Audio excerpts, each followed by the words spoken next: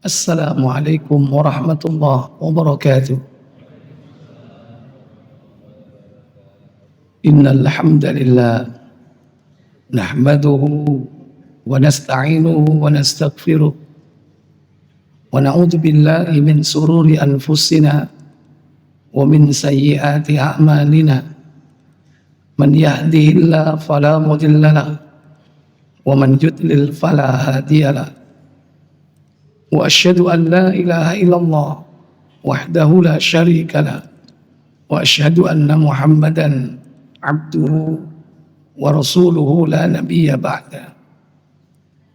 Allahumma salli wa sallim wa barik ala nabiyyina Muhammadin sallallahu alaihi wa ala alihi wa ashabihi wa man tabi'ahum bi ihsanin ila yaumiddin, amma ba'd.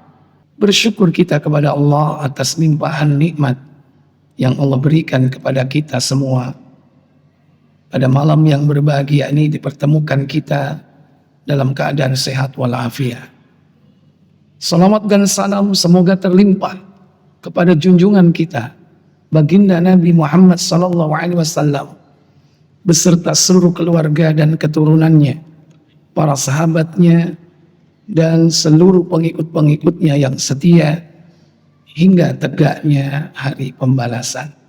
Ikhwatal iman, Bapak Ibu, saudara-saudari yang dirahmati Allah Tabaraka wa Ta'ala, melanjutkan pembahasan kitab Thalathatul Usul sebagaimana yang telah kita sampaikan, kita pelajari pada pertemuan sebelumnya.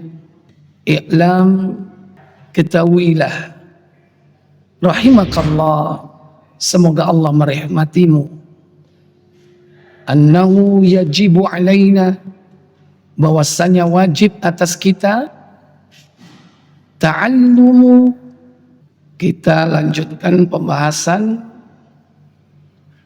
ensiklopedi hari kiamat, salah satu usul. Kemarin yang terakhir bahwa manusia akan melalui 4 fase: mati, hidup, mati, hidup. Sekarang kita hidup pertama, yaitu hidup di dunia. Berarti masuk fase yang kedua sebelum fase ketiga, yaitu kematian. Ketika ruh dan jasad dipisah, ruh berada di alam barzah, jasad berkalang tanah, maka manusia masuk ke dimensi waktu yang disebut dengan barzakh. Ada kalanya dimensi ruangnya ditempatkan di langit sebagaimana para nabi. Ada kalanya ditempatkan ruh itu di atasnya, yaitu Sidratul Muntaha, yaitu orang-orang mukmin secara umum yang tidak dirinci oleh Nabi. Disebutkan dalam riwayat Muslim, yaitu orang-orang yang beriman. Bisa jadi mereka adalah para nabi, para rasul, para aulia, atau termasuk di antara as-salihin, orang-orang yang saleh. Lebih tinggi dari itu, ruh-ruh yang ditempatkan yaitu di surga. Ruh siapa? Ruh para syuhada, orang-orang yang mati syahid. Orang-orang yang mati syahid, ruhnya ditempatkan di dalam perut burung yang berwarna hijau. Yang burung ini setiap pagi terbang memakan buah-buah surga. Di sore hari dia hinggap di lentera-lentera di bawah arasy. Dan Allah menjenguk mereka, memberikan kesempatan untuk meminta satu permintaan. Ketika mereka sudah tidak bisa menghindar dari desakan agar mereka meminta satu permintaan, akhirnya meminta kepada Allah agar dikembalikan ke kehidupan dunia. Tapi kata Allah, itu tidak mungkin. Karena Allah sudah menetapkan, siapa yang sudah masuk ke dimensi barzakh, dia tidak akan bisa kembali ke dunia. Maka dia menunggu sampai datangnya, yakni hari kiamat. Itulah ruh para syuhada. Maka mereka yang diazab dengan azab kubur, demikian mereka yang mendapatkan nikmat dalam kuburnya, mereka semua menunggu datangnya as-sa'ah, yaitu hari kiamat. Maka hari kiamat akan terjadi ketika Allah tabaraka wa ta'ala memerintahkan malaikat Israfil, yaitu meniup sangkakala. Meniup sangkakala. Disitulah hari di mana manusia akan merasakan dahsyatnya yang disebut dengan al-faza. Al-faza yaitu hari kekagetan. Hari di mana Allah tabaraka wa ta'ala menghancurkan, yakni seluruh harapan kehidupan manusia dan yang lainnya. Itulah tiupan yang pertama. Baru kemudian tiupan kedua, yaitu hari kehancuran total.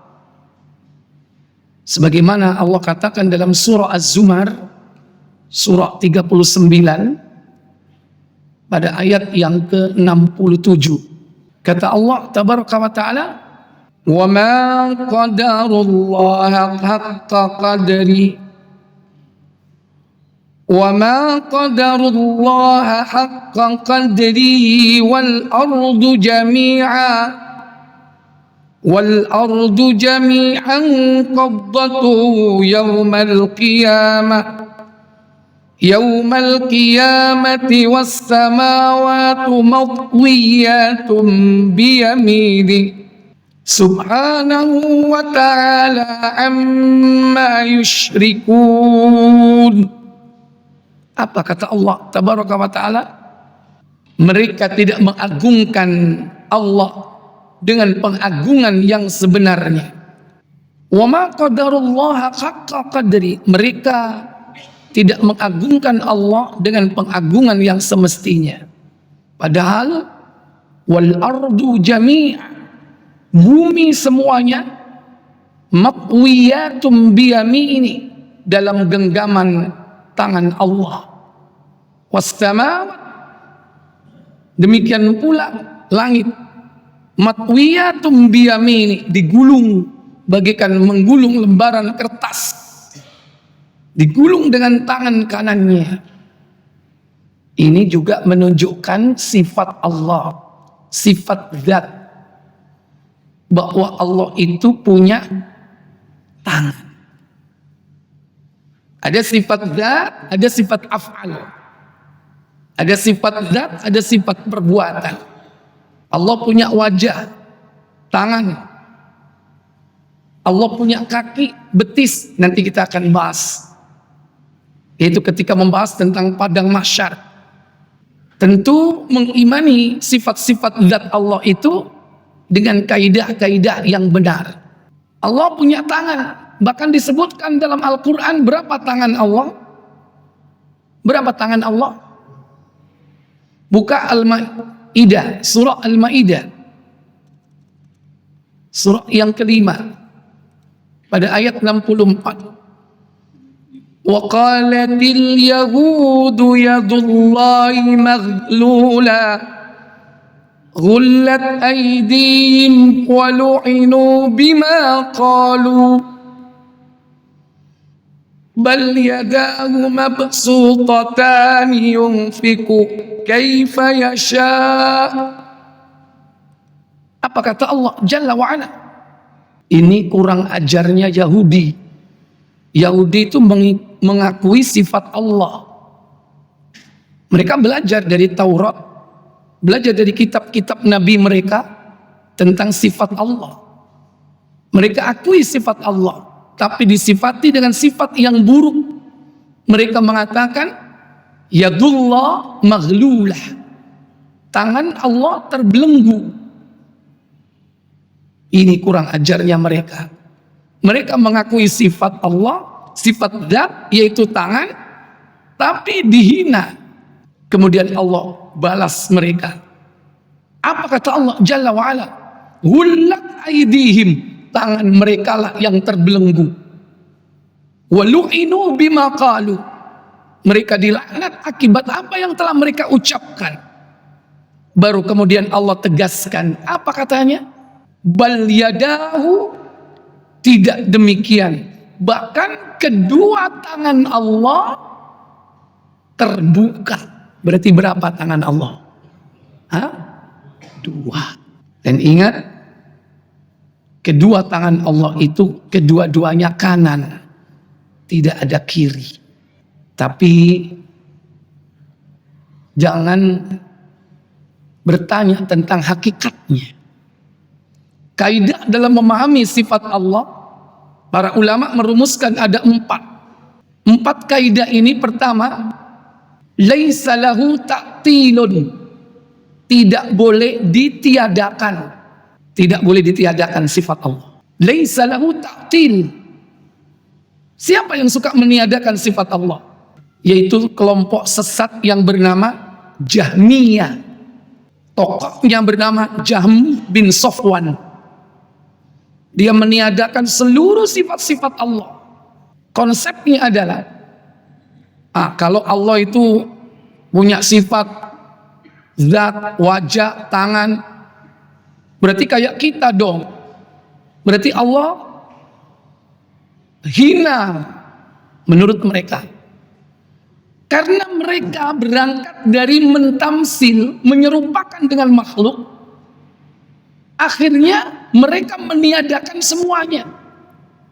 Tujuan mereka baik, tapi salah cara.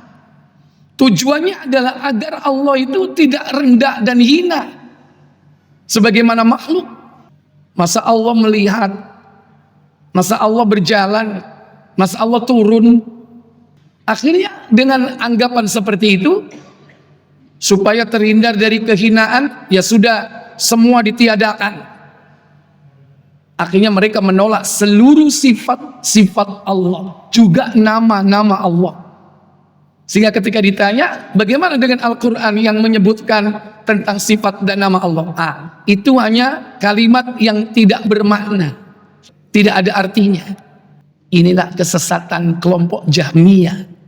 Kaidah yang kedua, walaysa lahu ta'wilun, tidak boleh memalingkan makna dan artinya.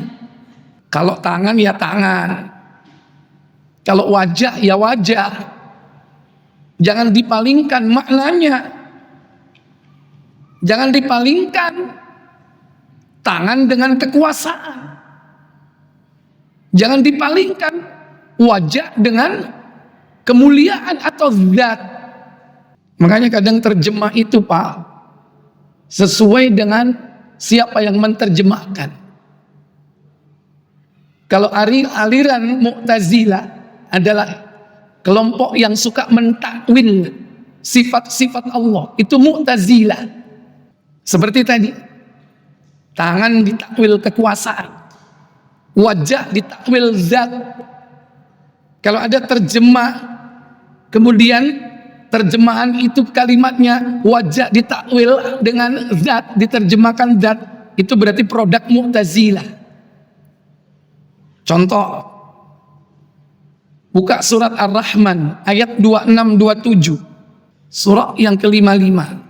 Kullu man 'alaiha fan wa yabqa wajhu rabbika dzul jalali wal ikram. Apa kata Allah Jalla wa Ala? Semua yang ada di bumi itu akan hilang. Dan Allah yang bisa tidak punya. Ini contoh saya tunjukkan. Terjemahan yang dipakai di sini, wajah diartikan apa? Zat. Ini contoh. Kullu man 'alaiha fan. Semua yang ada di bumi itu akan binasa. Wa yabqa wajhu rabbik. Dan tetap kekal wajah Rabbmu. Begitu maksudnya. Dan tetap kekal. Berarti diganti apa ini? Wajah. Bukan zat. Wajah Rabbmu. Dzul jalali wal ikram. Yang memiliki kebesaran dan kemuliaan. Jangan ditakwil dengan zat. Demikian pula sifat Allah, sifat af'al perbuatan. Sifat perbuatan Allah. Contoh, Allah bersemayam di atas arasy. Diulang berkali-kali dalam Al-Quran. Sebanyak 7 kali. Diulang. Artinya istawa. Orang Arab sudah paham makna istawa. Apa itu? Irtafa'a. Meninggi di atasnya. Tidak bergantung dengan arasy. Tidak menempel dengan arasy. Karena makhluk itu, karena arasy itu adalah makhluk ciptaan Allah. Makhluk yang terbesar, yang tertinggi. Setelah arasy sudah tidak ada lagi. Nah, Allah lepas dari semua itu. Tidak membutuhkannya. Makanya dia irtafa'a, meninggi di atasnya. Tapi kelompok yang mentakwil, yaitu istawa dengan istaula. Allah berkuasa. Allah berkuasa. Kalau diartikan berkuasa, bisa maknanya beda. Bisa jadi Allah nanti tidak punya kekuasaan. Kalau diartikan istawa itu berkuasa. Contoh dalam surah As-Sajdah. Surah yang ke-32. Yaitu pada ayat yang ke-4. Allahul ladzi khalaqas samawati wal arda wa ma bainahuma fi sittati ayyamin thumma istawa 'alal 'arsy ma lakum min dunihi min waliyyin wala syafi' afala tatadhakkarun. Apa katanya? Allah yang menciptakan langit dan bumi dan apa yang ada di antara keduanya dan Muhammad. Kemudian dalam alam semaya di atas Allah. Tidak ada yang saya dan seorang pemampunya dan tidak ada seorang pemerintah. Maka apa yang tidak memperhatikan? Allah yang menciptakan langit dan bumi dan yang ada pada di antara keduanya dalam 6 masa. Kemudian Allah bersemayam di atas arasy. Kalau bersemayam itu diartikan berkuasa, berarti sebelum Allah menciptakan langit dan bumi tidak berkuasa. Maka bisa salah pengertiannya kalau diartikan berkuasa. Berarti sebelum Allah menciptakan langit dan bumi nggak berkuasa. Padahal di sini sebutkan Allah menciptakan langit dan bumi dan apa yang ada di antara keduanya dalam 6 masa. Kemudian bersemayam di atas arasy. Kalau diartikan kemudian Allah berkuasa di atas arasy. Kalau diartikan berkuasa berarti sebelumnya Allah tidak berkuasa. Padahal diajarkan dalam doa ketika kita memasuki masjid, apa yang diucapkan? A'udzu billahis samiil alim. Aku berlindung kepada Allah yang Maha mendengar lagi Maha mengetahui. Wa biwajhihil karim, dengan wajahnya yang mulia. Wa sultanihil qadim, dan kekuasaannya yang qadim, yang awal. Bahkan dia adalah huwal awwalu wal akhir. Dia adalah yang maha awal, yang maha akhir. Wadh-dhahiru wal batin. Nah, dalam doa kalimat sebelum kita ucapkan Allahumma ftahli abwaaba rahmatik, diajarkan doa a'udzubillahis samiil alim wa biwajhihil karim wa sultanihil qadim Allahumma ftahli abwaaba rahmatik. Kekuasaannya abadi, kekuasaannya itu dahulu. Maka kalau diartikan istawa dengan istaula, berkuasa, maka berarti bisa merendahkan sifat Allah yang kekuasaannya dari awal sampai akhir. Nah, siapa yang suka mentakwil ini? Kelompok Mu'tazilah. Hati-hati. Maka kita ahlus sunnah wal jamaah yang berpegang teguh kepada Al-Quran dan As-Sunnah ala fahmis salaf, yaitu sesuai dengan pemahaman para salaf. Siapa? Sahabat. Karena mereka lah murid-murid langsung Rasulullah. Mereka hidup di masa Nabi. Mereka generasi terbaik, generasi emas. Khairukum qarni, sebaik-baik kalian adalah yang hidup di masa aku hidup, masa kurunku hidup. Mereka adalah para sahabat Nabi. Mereka adalah orang yang mendapatkan gelar radhiyallahu anhum. Allah meridho kepada mereka. Baik. Nah ini. Laisa lahu ta'til, tidak boleh ditiadakan. Wala ta'wil, tidak boleh dipalingkan makna. Wala tamsil, tidak boleh diserupakan dengan makhluk. Ini kaidah yang ketiga. Nggak boleh diserupakan dengan makhluk. Laisa kamitslihi syai' wa huwas samiul basir. Allah itu sama sekali berbeda dengan makhluk. Tidak ada yang sama, tidak ada yang setara, tidak ada yang sekufu.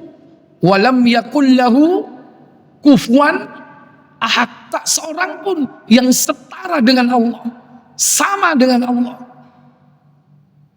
Tapi ada yang kemudian meyakini bahwa Allah itu bisa menyatu dengan makhluk. Manunggal, ittihad. Inilah kelompok Sufiyah. Puncak dari kesesatan Sufiyah yaitu orang-orang yang suka mentamsil, menyerupakan Allah dengan makhluk. Puncaknya adalah yaitu akidah hulul atau ittihad, menyatu. Makanya ada tokoh-tokoh mereka sejak zaman dulu. Ada Al-Halaj, ada juga Ibnu Arabi, bukan Ibnul Arabi, tapi Ibnu Arabi. Ada lagi di negeri kita dulu, pada zaman para da'i yang menyebarkan agama Islam di tlatah Jawa, yang kemudian dikenal oleh kita dengan istilah wali songo. Ada yang menyimpang dari ajarannya. Ajaran Ahlus Sunnah wal Jamaah itu meyakini bahwa Allah itu menyatu dengan seluruh makhluknya. Itulah akidah yang dibawa oleh Syekh Siti Jenar, yaitu manunggaling kawulo Gusti, yang akhirnya dihukum oleh para dai dan para ulama waktu itu. Nah, kaidah ini harus dipegang teguh. Dan yang keempat, laisa lahu takyif, tidak boleh menanyakan hakikatnya, tidak boleh menanyakan bentuknya seperti apa, tangan Allah, wajah Allah itu seperti apa. Demikian pula besarnya, panjangnya, kita tidak tahu hakikatnya. Di samping sifat-sifat dzat juga ada sifat-sifat af'al, sifat perbuatan Allah. Bagaimana Allah bersemayam di atas arasy, kita tidak tahu hakikatnya. Seperti apa cara Allah, bahwa Allah itu turun setiap sepertiga malam terakhir di langit dunia. Bagaimana cara Allah turun? Kita tidak tahu caranya, tidak tahu hakikatnya. kita cukup imani seperti yang disebutkan di dalam Al-Quran dan As-Sunnah. Kalau disebutkan mata, ya mata. Kalau disebutkan tangan, ya tangan. Kalau disebutkan jari jemari, ya jari jemari. Ikhwatal iman. Kembali kepada mereka mereka tidak mengagungkan Allah dengan pengagungan yang semestinya. Padahal wal ardu jami'a qabdatuhu yaumal qiyamah, bumi seluruhnya dalam genggaman Allah, yaitu pada hari kiamat. Was samawati matwiyatum biyamini, dan langit digenggam yaitu dengan tangan kanannya. Kanan itu artinya apa? Menunjukkan kebaikan. Kalau kita Bapak Ibu ada kanan ada kiri. Yang kanan untuk kebaikan, yang kiri untuk urusan ke belakang. Karena kita makhluk. Tapi untuk Allah, kedua tangan Allah itu letaknya kebaikan. Biyadihil khair. Biyadihil khair. Pada kedua tangannya kebaikan. Itulah doa yang diajarkan kepada kita ketika memasuki mall, memasuki pasar. La ilaha illallah wahdahu la syarikalah, lahul mulku wa lahul hamdu, yuhyi wa yumit wa huwa hayyun la yamut, biyadihil khair. Biyadihil khair, di tangannya adalah kebaikan. Makanya kedua tangan Allah itu kanan, karena tidak ada keburukan pada tangan Allah. Nek tanganin jenengan ono keburukane enggak? Sing kiwa gawe operasi nang ndi? Nang buri. Ada keburukan, tapi tidak dengan tangan Allah. Di tangannya adalah kebaikan. Wa huwa ala kulli syai'in qadir, dan dia maha berkuasa atas segala sesuatu. Itu doa ketika kita masuk apa? Mau masuk apa tadi? Bu, itu aneh gak tahu ndonga kita mlebu pasar iki. Mangane gampang dibujui. Donga. Biyadihil khair, di tangannya adalah kebaikan. Karena di kedua tangan Allah itu kanan. Ya. Langit digulung dengan tangan kanannya. Subhanahu wa ta'ala amma yusyrikun. Maha suci Allah yang maha tinggi dari apa yang mereka persekutukan. Kemudian ditiuplah sangkakala. Mohon dibuka tafsir surah Az-Zumar, yaitu ayat yang ke-68. Wa nufikha fis suri fasa'iqa man fis samawati wa ma fil ardi illa ma syaa Allah. Thumma nufikha fihi ukhra fa idza hum qiyamun yanzurun. Apa kata Allah? Baca tafsirnya. Wa nufikha fis sur, dan ditiuplah sangkakala. Fasa'iqa man fis samawati wa man fil ardi, maka matilah siapa yang di langit dan siapa yang di bumi. Illa man sya'allah, kecuali yang dikehendaki oleh Allah tabaraka wa ta'ala. Ini adalah peniupan yang kedua. Surat 39 afwan. Az-Zumar ayat 68. Ini adalah peniupan kedua dan peniupan ketiga. Adapun peniupan pertama yaitu tiupan kekagetan. Ketika ditiup sangkakala pertama, maka terkagetlah semua yang di langit di bumi, tapi belum mati. Baik, silakan baca tafsirnya.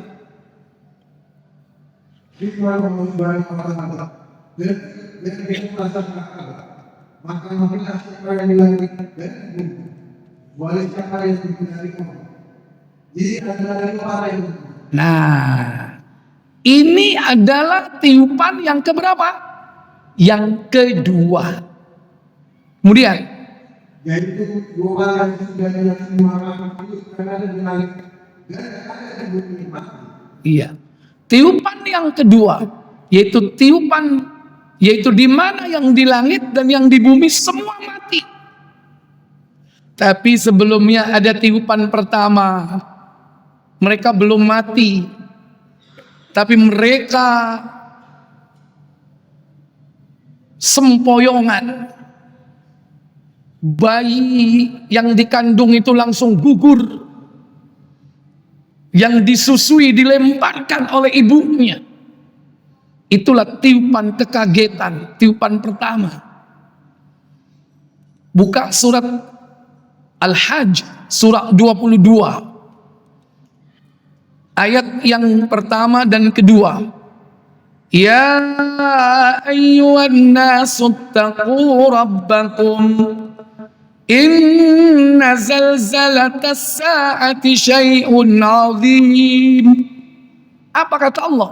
Wahai manusia, ketahuilah bahwa sesungguhnya bergoncang dari Allah itu adalah sesuatu kejadian yang sangat besar. Iya. Wahai manusia, ittaqu rabbakum, bertakwalah kalian kepada Allah. Inna zalzalatas sa'ati syai'un 'azim. Sesungguhnya kegoncangan hari kiamat itu adalah kejadian yang sangat besar. Inilah tiupan yang pertama. Terjadi apa? Zalzalatus sa'ah, kegoncangan di hari kiamat. Bagaimana keadaan mereka? Yauma tarawna tadhalu kullu murdi'atin amma arda'at wa tada'u kullu dhati hamlin hamlaha wa taran nasa sukara wa ma hum bisukara walakinna adzaballahi syadid. Apa katanya? Hingga pada hari yang akan melihat itu, dari yang manusia yang menyusui anaknya dari anaknya dan itulah yang melihat barat dan kamu yang manusia dalam keadaan mati, ada atas dan yang lain tidak. Lalu ada keberusahaan.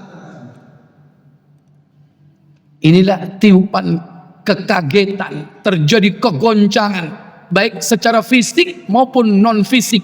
Jiwa-jiwa manusia goncang pada waktu itu. Yauma tarawnaha, pada hari ketika kamu melihat kegoncangan itu. Tadhalu kullu murdi'atin amma arda'at.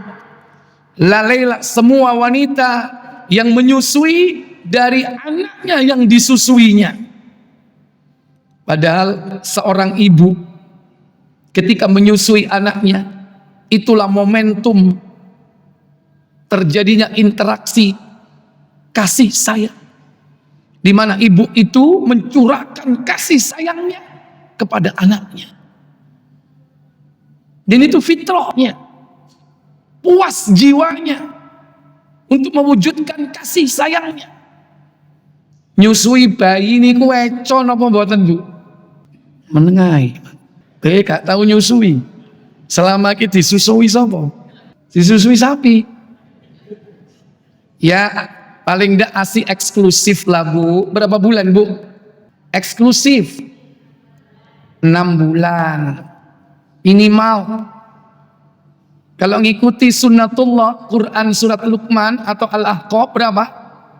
2 tahun atau 2 tahun setengah. Baru disapi ngikuti Quran. Itu saatnya manusia antara ibu dan anak itu begitu besar kasih sayangnya.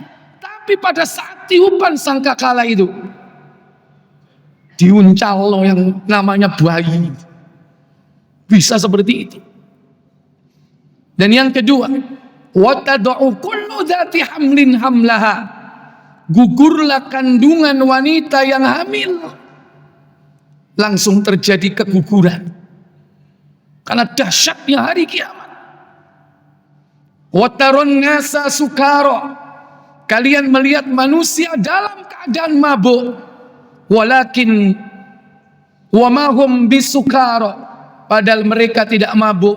Walakin adzaballahi syadid, akan tetapi itulah azab yang pedih, azab yang sangat keras yang terjadi pada saat itu. Inilah kegoncangan.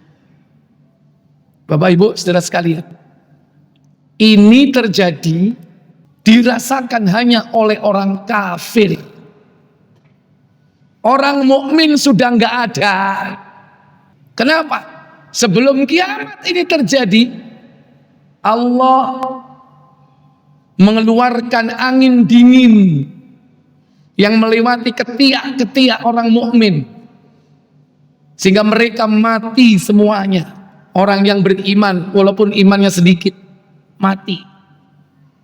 Sebagaimana riwayat dalam Sahih Muslim, buka KBC 2480. Anjang hadisnya. Enggak apa-apa. Terus apaan itu? Sampean moco lo oleh pahala. Baik. Jadi ini sedikit penjelasan dari tanda kiamat besar. Tanda kiamat itu ada dua, alamatul sughra dan alamatul kubra. Alamat sughra itu banyak, dimulai dari diutusnya Nabi Muhammad. Sebagaimana Nabi mengatakan, ana was-sa'atu kahatain, aku dengan hari kiamat seperti dua jari ini, dekat. Setelah itu tanda kecil berikutnya, terbelahnya bulan, dan seterusnya. Sampai tanda-tanda yang sampai hari ini ada, tetap berlangsung. Homer merajalela, perzinaan merata di mana-mana. Sampai nanti tanda kecil terakhir, yaitu munculnya Al-Mahdi. Itu tanda kecil tapi terakhir. Sebelum muncul tanda yang besar, itulah yang disebut dengan alamatul kubra. Alamatul kubra ada 10 fix, sebagaimana hadis riwayat Hudzaifah bin Asid. Pertama, dukhon, asap yang menyelimuti bumi. 2, khuruju dajjal, keluarnya dajjal. Tadi disebutkan salah satu rinciannya. 3, nuzulu Isa, turunnya Nabi Isa dari langit untuk membunuh Dajjal. 4, khuruju Ya'jud Ma'jud, keluarnya bangsa Ya'jud Ma'jud. Akhirnya mati kan semua, dikirim penyakit kepada mereka yang ada pada hidung-hidung mereka, seperti virus, mati seketika. Setelah itu apa? Bangkai-bangkai ini dibuang. Allah kirimkan burung-burung sebesar unta untuk membawa bangkai itu. Satu bangkai dibawa satu burung, dibuang entah kemana. Baru kemudian Allah turunkan hujan, sehingga bumi ini bersih dari bangkai-bangkai Ya'jud Ma'jud. Hujan itulah yang akan membuat bumi ini berkah. Tumbuh-tumbuhannya besar-besar, buahnya pun besar, sehingga di sini disebutkan orang akan kenyang makan buah delima dan berteduh di bawah kulitnya. Ya apa berarti? Besar sekali. Wong zaman Nabi Adam aja, tinggi Adam berapa? 30 meter itu tinggi Adam. Demikian pula ternaknya pun besar-besar. Rizki mereka sangat berkah. Kemudian lanjut. Rizki mereka sangat berkah, sehingga kita berbuat untuk orang sangat berkah. Sesungguhnya adalah untuk orang sangat berkah. Sesungguhnya orang yang cukup untuk buat Ketika mereka sudah melakukan ngomong yang mereka tidak dibagi untuk milik sering dari oleh kita yang mereka maka kata itu orang masuk. Iya, seluruh orang mukmin dan muslim pokoknya beriman. Tercabutlah ruhnya. Nah, kalau dirinci dari 10 tanda itu tadi sudah berapa? Dukhon, Dajjal, Isa, Ya'juj Ma'juj. Ya. Nah, setelah itu yang kelima yaitu terbitnya matahari dari sebelah barat. Itu tanda yang kelima. Diikuti segera di waktu duha munculnya binatang melata, dabbatul ardi. Nah, ketika matahari terbit dari sebelah barat inilah, itu Nabi Isa sudah wafat, Imam Al-Mahdi sudah wafat, Islam sudah terjadi gradasi lagi, munculnya orang-orang munafik.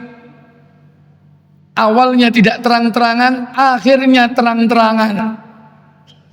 Setelah semakin banyak orang-orang kafir, Allah peringatkan dengan terbitnya matahari di sebelah barat. Dan itulah saat pintu tobat tertutup.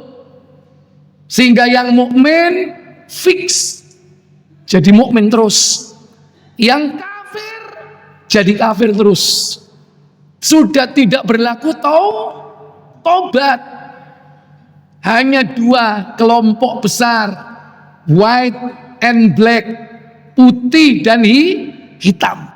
Sudah tidak ada lagi grey, abu-abu sudah nggak ada lagi.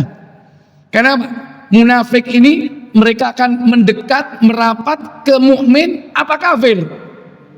Mendekat, merapat ke kafir. Cuman ada putih dan hitam, mukmin dan kafir.